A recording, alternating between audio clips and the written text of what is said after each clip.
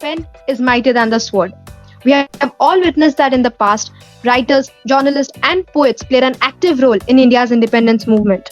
But now that we celebrated our 74th Independence Day, it is high time we question how this pen have become the necessary evil in today's society. How this noble profession of feeding people with information have been feeding misleading facts and toxicity. Meanwhile, if you have not subscribed to us yet, then kindly subscribe and press the bell icon. So let's get started.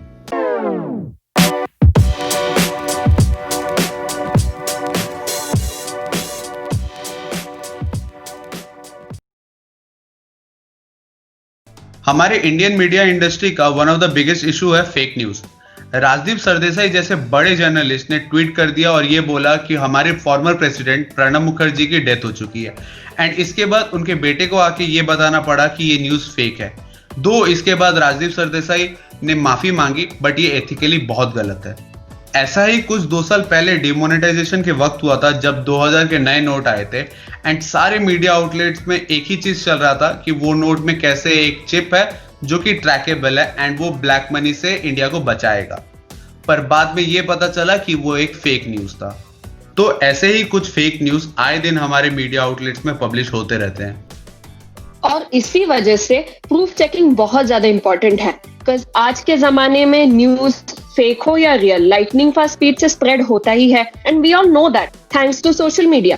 अगर कुछ news post करने के बाद पता चलता है कि it's false, then at least apologise, which some channels और outlets do but not properly.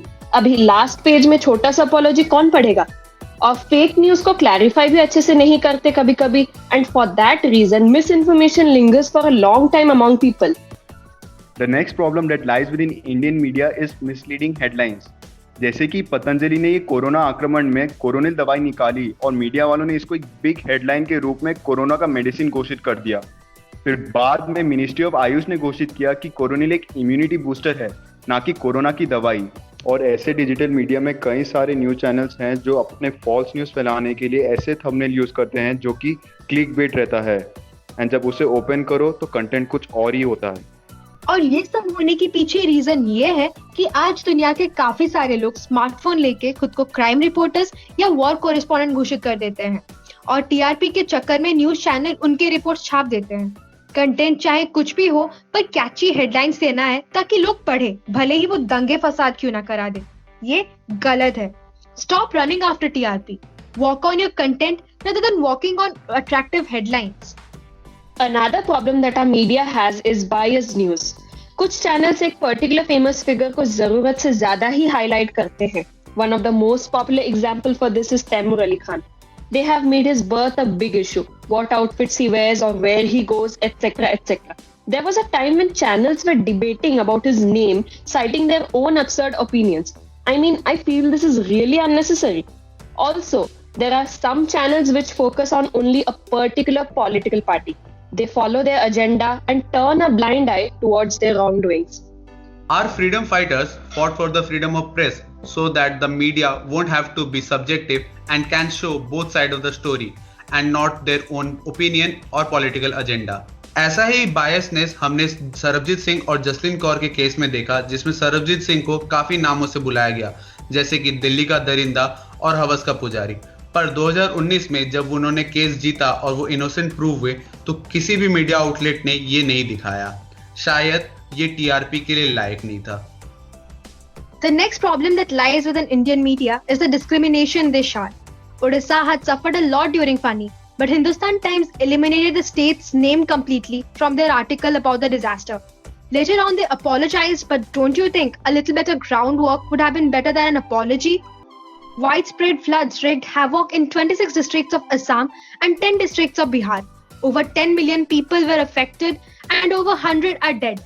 But our media was busy debating over Vikas Dubey's caste. और हमारे मीडिया इंडस्ट्री ने आजकल रेप केसेस को भी डिस्क्रिमिनेटरी बना दिया है। इसका एक एग्जांपल ये है कि एक हेडलाइन में ये बोला गया था, अ हिंदू मैन रेप्ड अ मुस्लिम गर्ल, पर और एक केस में हेडलाइन ये था, a youth raped a minor, and जब इसे खोला गया तो इसमें ये पता चला कि अब्यूजर एक मुस्लिम था। रिसेंटली राम जन्मभूमि पूजन के कार्यक्रम के दौरान देखा कि कैसे हर मीडिया चैनल करीब एक वीक के लिए भक्ति चैनल में तब्दील हो गए थे। हमने ये भी देखा है कि मीडिया आउटलेट्स कैसे हिंदू फेस्टिवल्स में रखे गए उपवास को अनहेल्दी बताते हैं, पर जब ये कोई और रिलीजन करे तो उसे हेल्दी बताया जाता है। हम ये भी देखते हैं कि इस्लाम के बुरखे में भी मीडिया को एम्पावरमेंट दिखती है, पर हिंदू के घूंघट में उन्हें रिप्रेसिव और बैकवर्ड माइंड लगता है। So why such discrimination? India has 28 states and 8 union territories, so we should not neglect any state because of their size. We are a secular country of various diversities, so we should not attach any religion or caste to any sort of criminals. Her religion का अपना अपना पहचान होता है और उसके basis पे किसी को जज करना सही नहीं है। Mature journalism should be recognizing people by their merit and eliminating the divisions. But rather than that, today's media is focusing on aggravating the issue. And finally, we have a section of garbage news. Best example for this is gym attires and airport look of celebrities. There are fashion magazines and entertainment channels to cover it.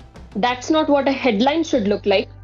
Another thing I noticed on Independence Day is rather than focusing and discussing about what our Prime Minister spoke about in his speech, Aaj Tak was discussing the color of pagdi he was wearing for flag hoisting. And then there was also a discussion about why Priyanka Chopra took an auto and whatnot.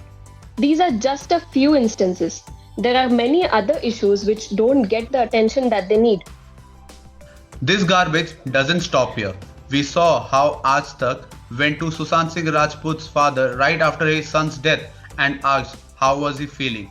We have seen the indecent way our Indian media behaves in any star's last rite or funeral, which is completely inappropriate. The time and resources that Indian media consumes on producing such unnecessary and garbage news should actually focus on circulating positive news. Produce articles on budding startups, small businesses, or other productive indulgement of the individuals that might actually benefit the society. Before anyone judges us, we want to make it clear that we are neither a fan of Arnab Goswami nor a fan of Ravish Kumar. We just wanted to show a mirror to the Indian journalism.